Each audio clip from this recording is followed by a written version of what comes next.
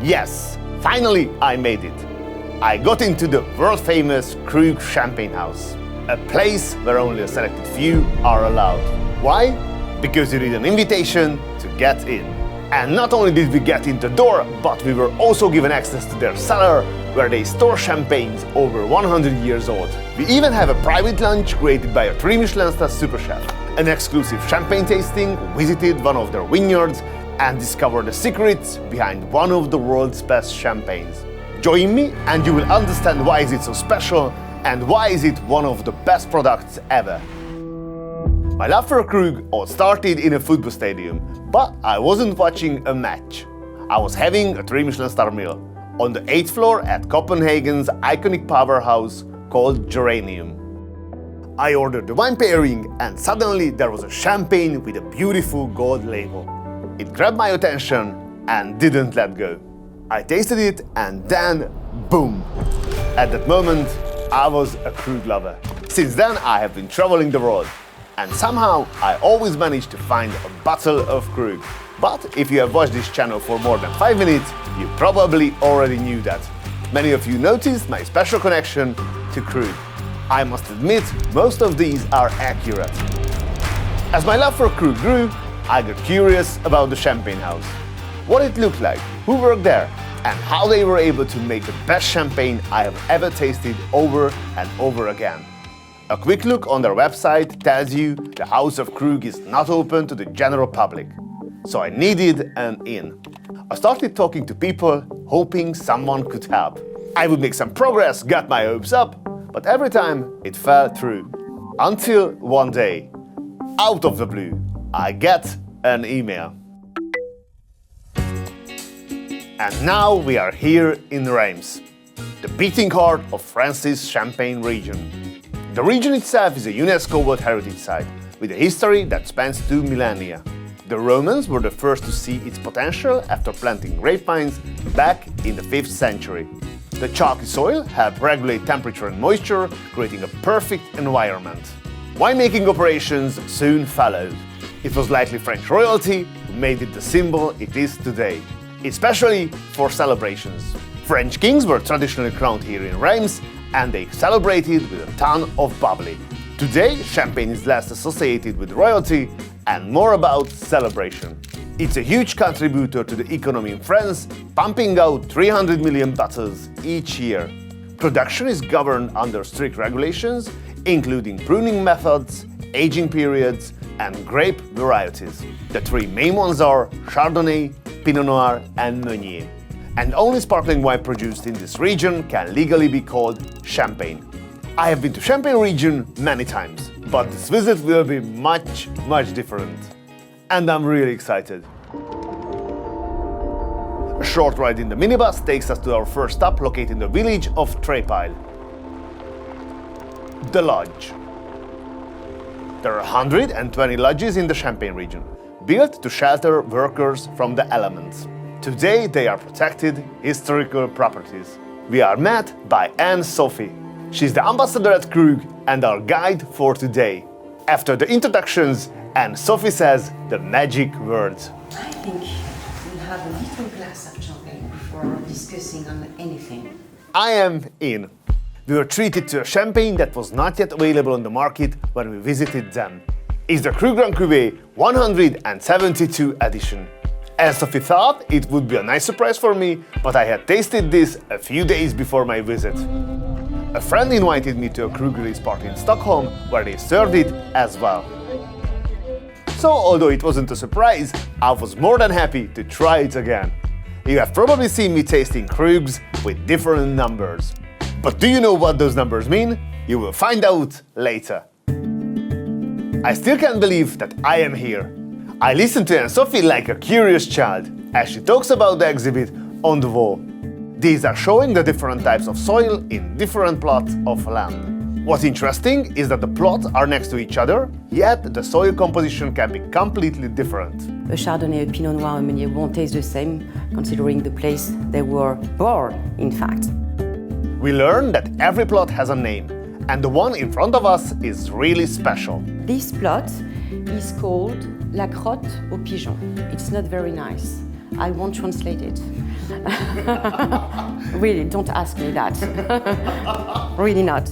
This plot is 3.3 hectares, or 33,000 square meters of Chardonnay grapes. Krug has a total of 21 hectares, about the same size as Grand Central Station in New York City. Here we get amongst the grapes the up-and-coming champions of Champagne. I hope we meet again in the future. Returning to the lodge, we see a mystical book on display. It's a copy of Joseph Krug's personal notebook, where he wrote his philosophy and his champagne secrets. In 1843, Joseph Krug established the House of Krug here in Reims. He had a very original approach to champagne making. To go beyond the notion of vintage, to create the most generous expression of champagne every year. And he founded a house in which all champagnes are of the same level of distinction. We are already familiar with vintage champagnes, which are made from a single year's grapes and are completely dependent on the harvest. But what about non-vintage Cru Grand Cuvée? And why is it so special? Joseph Krug hated to hear anyone say, "Your champagne is not as good this year as it was last year." So he was stuck, thinking of a solution to a simple question. Why do we have to wait for an exceptional year to offer exceptional champagne? That led him to an idea. But it would mean breaking the status quo.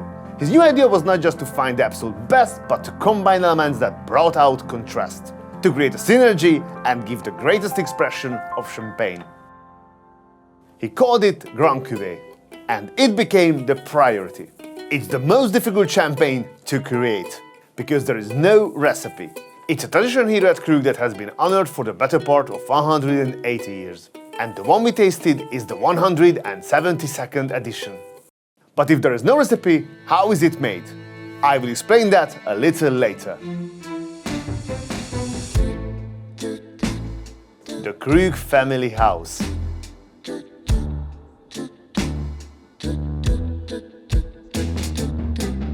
We grab a blanket and make our way down to a piece of heaven on earth.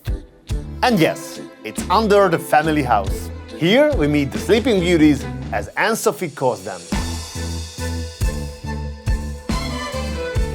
These bottles will rest here for a few more years before they go out into the world and spread joy. Next we take things to the next level. It's a mix of history and functionality. Here we see Julie Cavell. She has been with Krug for 18 years.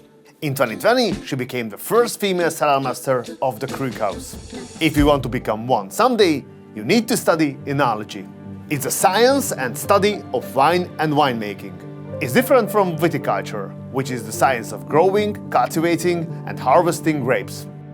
The walk through history continues, and I listen in awe as Anne-Sophie talks. The Champagne region is essentially a collection of vineyards. You might think that the big champagne houses have bought up all the land. Not so. Actually, the champagne houses own only about 10% of the vineyards. So where do they get the grapes? Let me explain. Imagine if I wanted to establish my own champagne house right now. Let's call it Alexander the Grape. So, I buy a building with a cellar and all the equipment. I hire some people and we are ready to start. Just one small problem. We don't have any grapes. What can I do? Take a big stack of cash and go buy some vineyards, right? Wrong. None of them are for sale. So now what? My only choice is to buy grapes from the growers in the area. Let's say I do that. The grower will reserve these grapes on this plot just for me. The most difficult part is deciding when to pick them.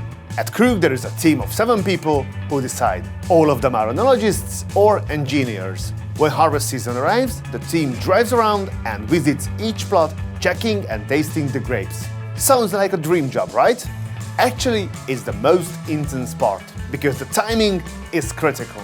They will travel around 400 kilometers before it's done.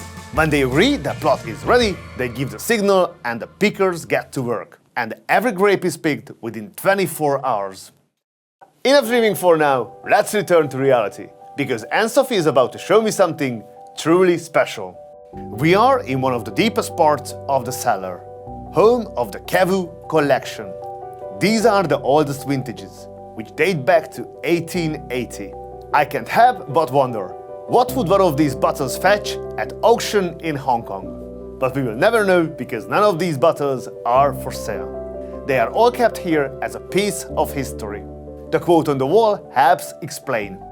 There are works that make time pass and others that explain time.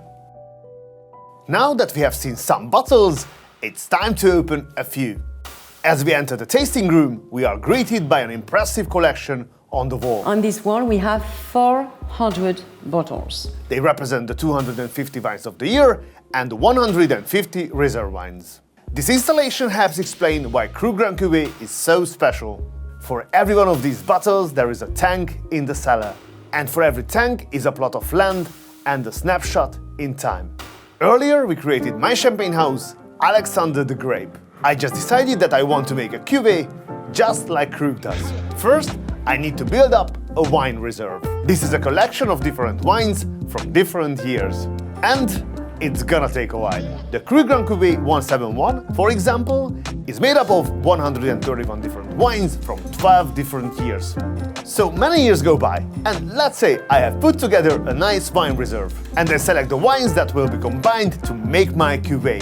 At Krug, the selection process takes 5 months. From October to December, they taste and make notes. They go back and taste again in February and March, and end up with 4,000 tasting notes. The cellar master creates 3 cuvées from those notes. The final tasting is at the end of March, where the tasting committee votes. The winner becomes the next cuvée. After I choose my blend, I can start bottling, adding yeast and sugar. In a few weeks, the bubbles start, and voila, champagne. But we can't celebrate yet. The aging process still needs to happen. This is when the yeast starts to die. In wine terms, they call it resting on its lees. For Krug Vintage Champagne, it's 10 to 12 years. For Krug Grand Cuvée, it's 7. So we have a little time while we wait. At the end of the maturation process, the bottles need to be riddled. I'm not joking around. In champagne terms, riddling means turning the bottle to get the dead yeast into the neck of the bottle. We do that by rotating the bottles 1/8 or 1/16 of a turn every 1 to 3 days. I still need to be patient because the process can take several weeks. After the spent yeast is collected in the necks and a few more years have passed, the aging is complete. Now all we need to do is get the dead yeast out. This process is called disgorging. It's tricky and we need to be fast. Finally, we cork the bottles. Our first batch is ready. Our finished bottle is more than just wine. It's a snapshot of the past, where the different characters all come together to tell a unique story. In many ways, it's a symphony. Speaking of music, it plays an important role here at Krug. They use sound engineers to translate the tasting notes into sounds. They combine notes to match the blend of the Grand Cuvée. In this way, each one has its own song. Music, is a universal language. Just like you are not obliged to be a musician to enjoy music. You're not obliged to be an expert to enjoy wines and champagne, right? Today we will listen to those songs as we taste the champagne. And we will try 3 of them. The Krug 2000 vintage, the Krug 2011 vintage, which is the newest vintage release, and finally the Krug Grand Cuvée 167th edition in Magnum.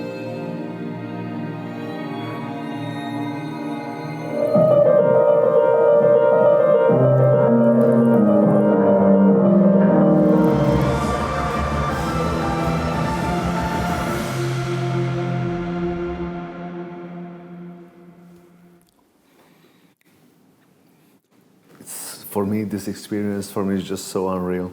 I'm just sitting here, drinking, listening music it's just, where am I? Who am I? What happened? The tasting is over, but we are not finished. They won't let us leave without having something to eat. But this will be more than just something. We head upstairs to the library of the family house. It's a reminder to the generations of the Krugs who made it their life's work to help create the champagne we know today. In 2009, Olivier Krug took over as director of the house from his father, Henri, making him the 6th generation in the family to lead the prestigious champagne house. Lunch is about to be served, but at the house of Krug, it's going to be special. It's a lunch created by a 3 Michelin star super chef, to be exact. You might wonder, who is that chef? That would be master chef of the Krug family house, Arnaud Lama, chef and owner of the 3 Michelin star Champagne. We did a review of it in 2023, where I had one of the best starting dishes of my life. Arnaud and Krug have a long history together. He was Krug's first ambassador. Now he designs their menus. The menu highlights single ingredients. Because wine only works with one ingredient, the chefs took on the challenge to create a menu that does something similar. Each dish will use one simple ingredient that we can buy any time of the year. I really love this concept. The server pours our first champagne. To go with our first course, it's a Krug Grand Cuvée 171st edition, with a Krug ID number of 122007. Since 2011, every bottle of Krug comes with a Krug ID number on the back. Using the website or app, you can enter the ID number and learn all about the champagne in the bottle. Our first dish uses two humble ingredients. It arrives in a Renault porcelain that reminds me of a Fabergé egg. In the presentation is a hint about what ingredients are inside. Rice and egg. It's egg yolk nested into a honeycomb cracker made of rice. In terms of texture, the silkiness of the egg contrasts with the crunchiness of the rice cracker. Amazing! This Krug Grand Cuvée 169th edition in Magnum is created around the harvest of 2013. Inside, 146 wines from 11 years. Every Grand Cuvée, released since 2017, comes with a music pairing that allows you to hit your sense of hearing along with smell and taste. Each year, the house invites composers, musicians and immersive sound artists to create original compositions that translate their experience with the champagne into sound. They call them Krug Echoes. This Grand Cuvée has 3 of them. The course to go with our Magnum 169 is simply called Flower. It's green curry, an emulsion with whitey, rose, jasmine and basil flowers. And on the top, crispy flaky pastry with lime and seasonal flowers. This dish is delicate but bursting with flavors. Bravo! Our next champagne is the 165th creation of Krug Grand Cuvée. Based on 2009, it's a blend of 127 wines from 9 vintages, the oldest coming from 1990. Despite its age, this one is exceptionally fresh. Our next dish was created the same year. Champagne was awarded their 3rd Michelin star. I love the presentation. It looks like the caviar is making a run for it. The humble ingredient is potato. Adding sophistication, we have caviar, caviare. There is contrast everywhere. It's earth and the sea, simplicity and luxury, foamy and crispy, sweet and salty. Even the tableware is black and white, and custom made for Krug by a local artist. Our final champagne is the Krug Rosé 21st edition. This was introduced by the 5th generation of the House of Krug. This bottle centers around the harvest of 08. It goes well with savory dishes like our main course for today. The ingredient to celebrate is, as you can see, the mushroom. Next to it is poulard. In French cuisine, a poulard is a specially raised young hen fattened with a rich diet. The meat is succulent and with the creamy sauce is just amazing. With the main course behind us, the only thing left is dessert. The single ingredient used in this one speaks for itself. This is Chef Arnaud's Le Citron. The thin outer shell is a mildly sweet white chocolate with an ultra-realistic lemon texture. Inside we find the smooth lemon cream and tangy lemon gel. Suspended in this delicious emulsion are small pieces of lemon confit bursting with citrus flavor.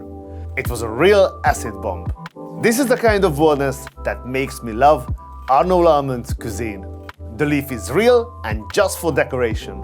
And with that, our day at Krug comes to an end. We have done a lot today. Check out the vineyards, explored the cellar, visited the Krug family home, and enjoyed a delightful lunch. All that's left to say is farewell. I want to thank everyone at the House of Krug for opening their doors and sharing their world with us. It's been a truly unforgettable experience, and I'm grateful to have witnessed such passion up close. Until next time, cheers! You can call me stupid.